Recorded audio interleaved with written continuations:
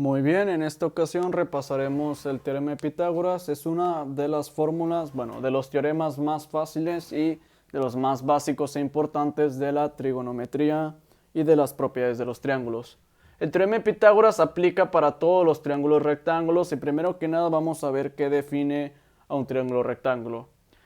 Pues un triángulo de este tipo tiene un par de propiedades. Primero que nada, bueno, lo podemos ver de dos formas. Primero que nada tiene que tener un ángulo de 90 grados y tiene que darse la situación de que por mera definición tiene que tener una hipotenusa que va a ser el lado más largo de dicho triángulo.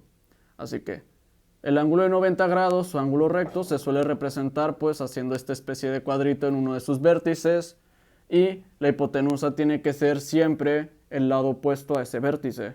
Recordamos qué significa que sea opuesto, pues sencillamente si nos ponemos desde el punto de vista del ángulo de 90 grados, lo vemos hacia acá, pues la hipotenusa es el que está completamente enfrente y eso se le suele decir pues que está opuesto a este ángulo. Ahora, un triángulo rectángulo tiene una hipotenusa y pues naturalmente tiene otros dos lados sobrantes que se les suele denominar catetos. Cateto A, cateto B, pero recuerden que los nombres no importan. Podemos decir que este es el lado Z, que este es el lado Y, que este es el lado alfa. No importa mientras se cumpla que tiene un ángulo de 90 grados, que la hipotenusa es el lado más largo y que se cumpla el teorema de Pitágoras que nos dice esto.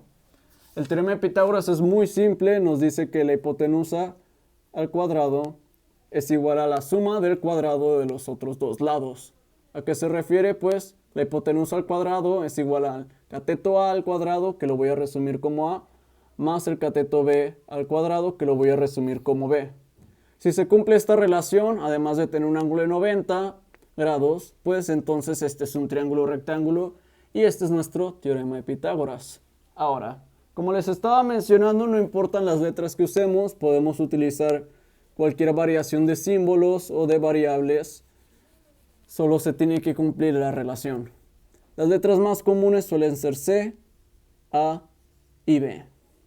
De manera que si reescribimos el teorema de Pitágoras para estas funciones, bueno, voy a ponerles X y Y nada más para pues variarle un poco. Debido a que el teorema de Pitágoras se tiene que cumplir sin importar qué nomenclatura utilicemos, pues sencillamente la hipotenusa al cuadrado es igual a la suma del cuadrado de sus catetos. Dígase, C cuadrada va a ser igual a X cuadrada más Y cuadrada. Y es así de sencillo. Para la mayoría de los problemas de triángulos van a darse la situación en la que nos dan dos medidas y nos piden hallar la tercera.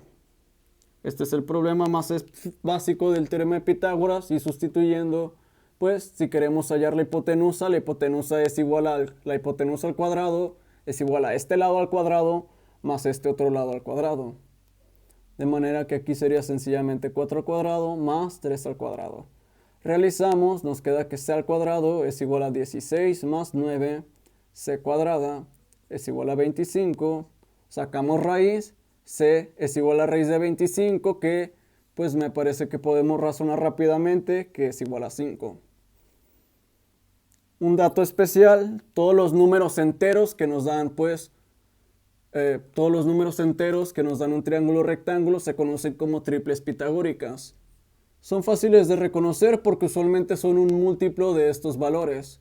Por ejemplo, si yo hago estos cambios, esta es una triple pitagórica, nos podemos dar cuenta que lo único que hicimos fue multiplicar por 2 estos valores, pero si nos damos cuenta son números enteros y todos los números enteros que nos generen triángulos rectángulos son triples pitagóricas.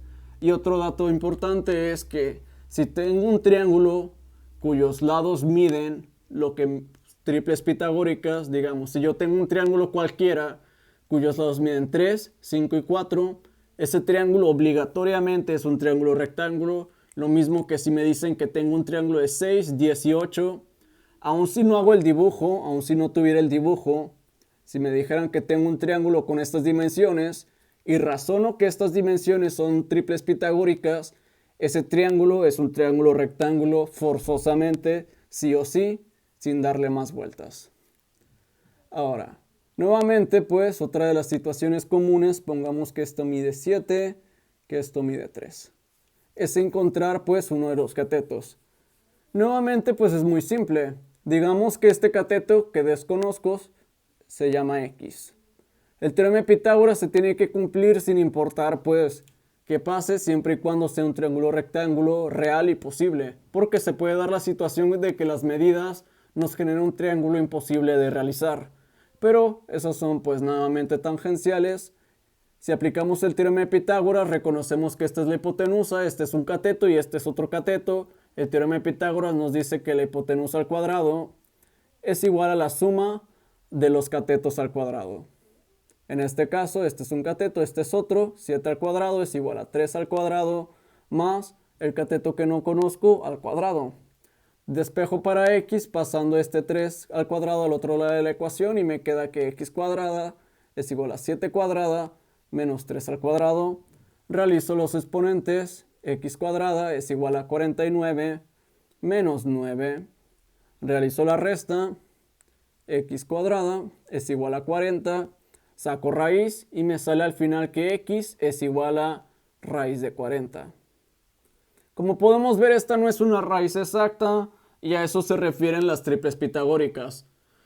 Todos los números exactos son triples pitagóricas. Este triángulo pues no contiene triples pitagóricas y por ende uno de sus lados va a salir con punto decimal forzosamente. Y en esencia pues esto es todo. Hasta aquí lo vamos a dejar. Es bastante sencillo, los ejercicios suelen ser, dado 3 lados, te doy 2 lados, encuentra el tercero. Ahora, muchos de los problemas de este tipo suelen ser con triángulos un poquito volteados. A lo mejor, por ejemplo, podemos plantearlo de otra manera. Les doy un triángulo pues que está un poquito volteado, como esto.